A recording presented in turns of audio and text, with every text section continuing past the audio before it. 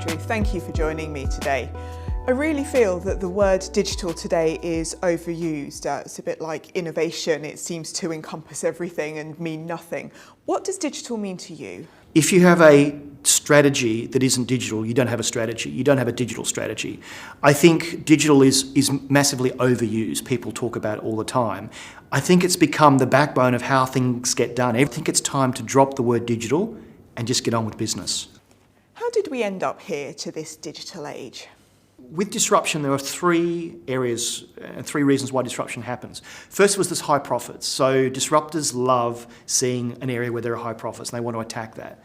Secondly is the technology is there. The fact that I could order a parcel to where we're sitting right now and pay for it with my mobile phone, we're kind of used to. And the third thing is consumer demands. Consumers expect to be able to do that.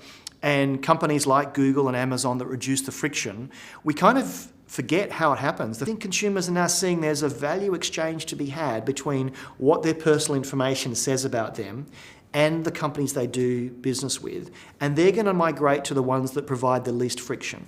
Andrew, I've had the pleasure of hearing you speak in the past, and one of the things that you said that really resonated with me is that you have to get digital to be digital. Now, I don't know about you, but I certainly find the terminology a bit of a challenge, a bit of a barrier to understanding. What's your view on how people can overcome that challenge? For some years now, I've had a mantra that to get digital, you need to be digital. I think digital has become a bit of a language, and if we're going to understand what digital is about, we need to treat it like learning a new language. If I was sent to Germany to work, I would have to learn German not just to understand, but to be understood. I think the challenge these days is there are so many phrases, so much terminology out there to do with digital, it can be quite confusing. So you need to then be curious, lean forward and say, I don't know what 2FA means, I don't know what blockchain means.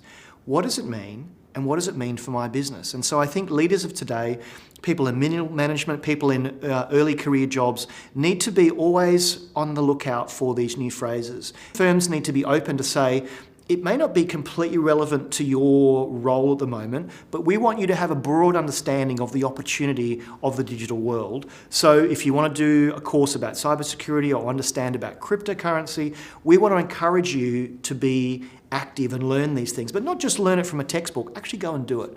Andrew, you talk about digitally proofing your business, and you say that internal culture is as important as anything else. What do you mean by that? So I think any company needs to understand they're going to be disrupted. And what I encourage people to do is to disrupt themselves before they're disrupted. Culture plays a massive part. You can have the best technology, but if people aren't open to doing it a new way, if they're not open to the fact that people will come and attack their business to achieve those high profits, then you are sleepwalking and you're essentially running your business blind. I'm a CEO. I am worried about my business. I don't think it is where it needs to be. What should I be looking at? What should be my priorities?